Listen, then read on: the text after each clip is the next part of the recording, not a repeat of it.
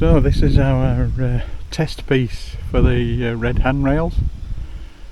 Had a sand and one coat of red. I really love the colour's spot on.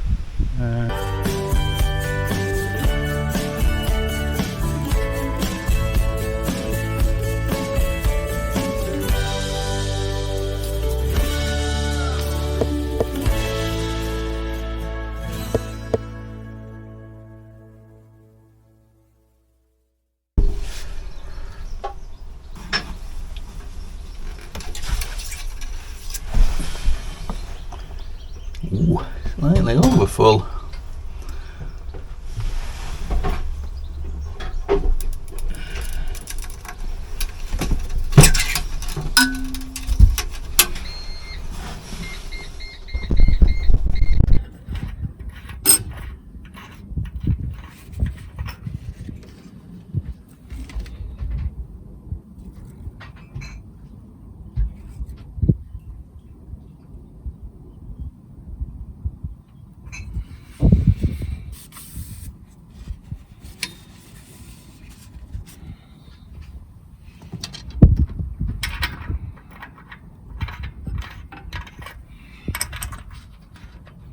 Morning everybody.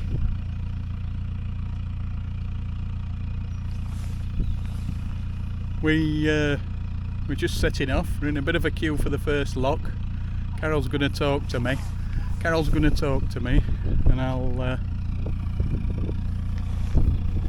And she's telling me the cat flap's still on, so I'm going to take that off in a second. We've just got a boat coming up and then we're in. As you can see, here we go. This one will come up, we'll pop in, job will be a good one.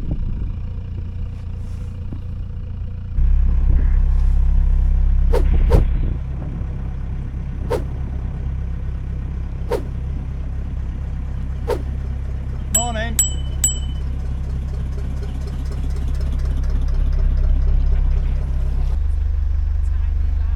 Yeah, I've seen it. I saw it when I came and had a walk down earlier. I thought you were a log at first and we're going to fish it out. Is it in lock? Yeah. We were up above when I first came.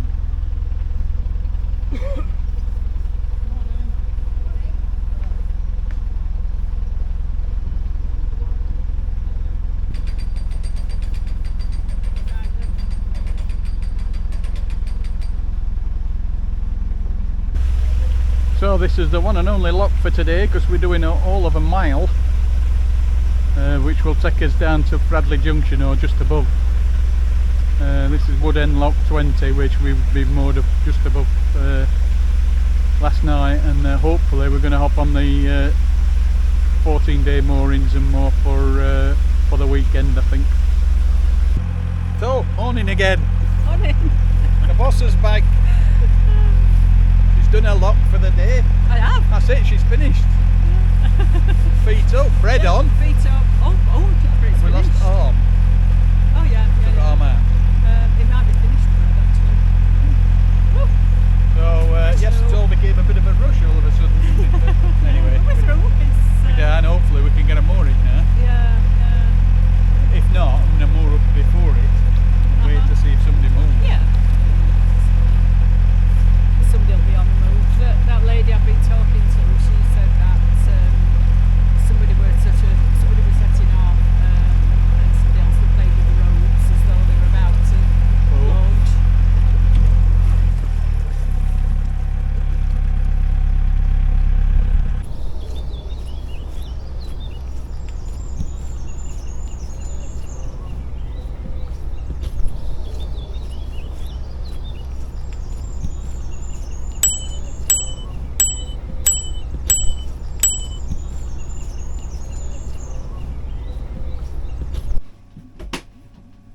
So, those of you who saw the dinette upgrade videos will recall that we recreated the underfloor storage for Carol's ingredients under these two panels.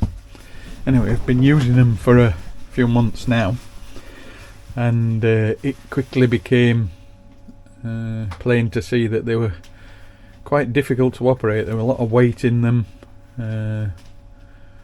it took a bit of finadoling to get out, so we decided that we'd change them and hinge them so they were easier to get up. So I've already done this one side, and you will see that I've basically put the same hinges underneath here that are under the freezer cabinet, and obviously a little battery powered light, as you'll see, so that we can see what we're doing. I didn't film it as usual, but today this side's not yet been done, so it's still manual at this side at the moment. So we're going to I got the hinges and we're going to try and see whether we can hinge the second side. Probably wants a little bit of fine tuning still, but it's much easier to operate. It's also catching the wooden planks at the far side at the moment, which we may have to alter, but for the time being I haven't got the circular saw or anything here at the moment, so we're just going to try and fit the hinges to the second one. The tricky part is that you have to get underneath and mark the holes for the hinges. It's all a bit of a squeeze, to be honest. But we're going to get the ingredients out, open the base, and give it a whirl, and I'll let you see whether or not we succeed. So we've just shortened this stopper plank, and that is to allow the end of the hinge to sit as close in there as possible. And then the next part is obviously to feed the back end of the hinge behind there and mount it properly. It's all a bit of a struggle. This block has to come out that the leg sits on. Well, after much huffing and puffing, I've managed to get those hinges on. Could do with a bit of sanding on the ply just to make it fit a little better when it closes, but that's a good step forward. And we've still got to refit this block, which I've had to trim the corner off to miss the springs, but I'm hoping that that'll go in without too much trouble. Might just need to sand a little bit on this corner here. Oh, yeah, this corner, because it's catching as it closes. But had a bit of a struggle putting the springs on, but got them in the end. So looking good. Right, well, we've finished it more or less, so we can now just hoist that up, and that gives us food under that side, and we can hoist this side up. Not put the ingredients away yet, but we're going to, and we get into that side, so much easier. It needs a bit of fine tuning. Just on the far side needs sanding a little bit, but apart from that, it's done.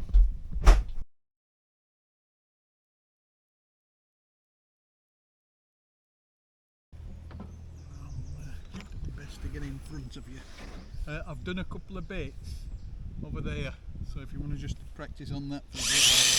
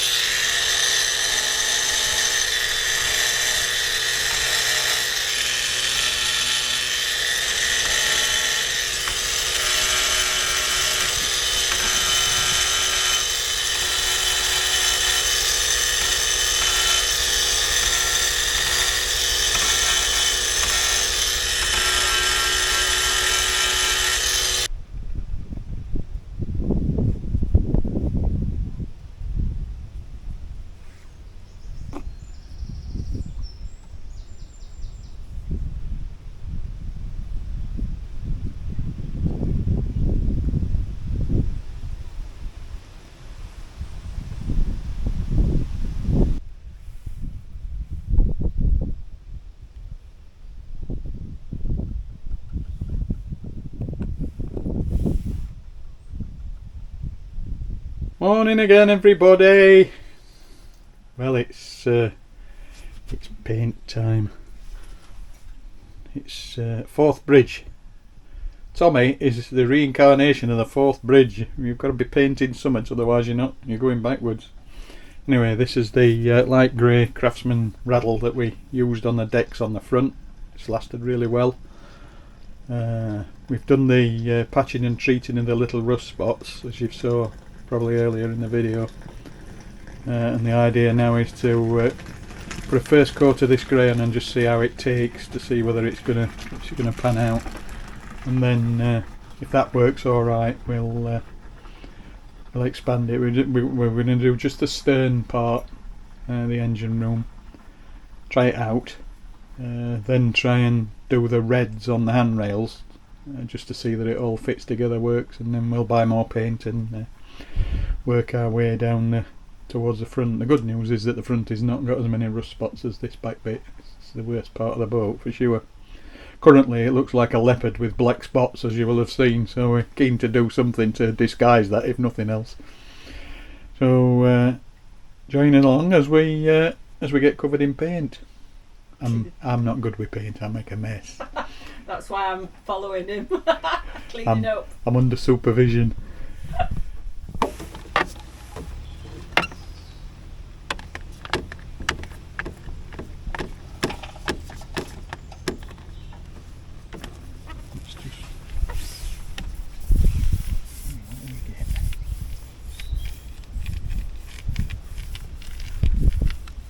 To go on quite thick, doesn't it? Yeah. They always say put more paint on than you think. Let me just try and do a stripe down there. Going on quite nicely actually. It needs to be. You can go along. What's that? What do you think?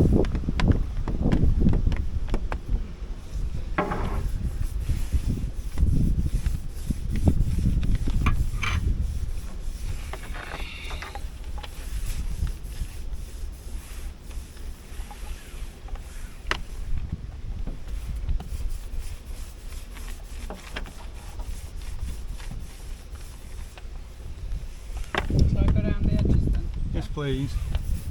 I don't think it needs tipping. No. I think it does. Well, It's popping it really nice. I think we'll.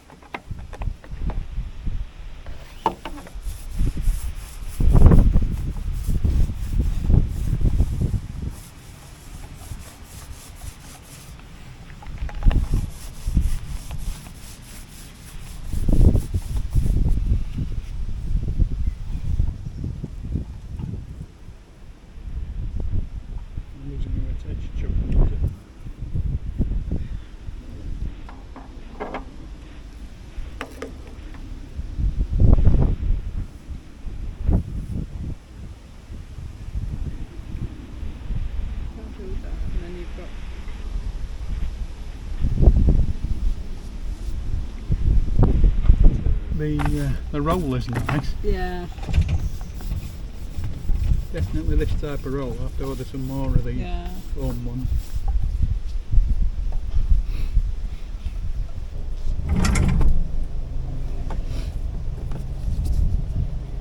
Make sure you hold it on, I'm coming onto the side. Okay. Falling in drink as I go past.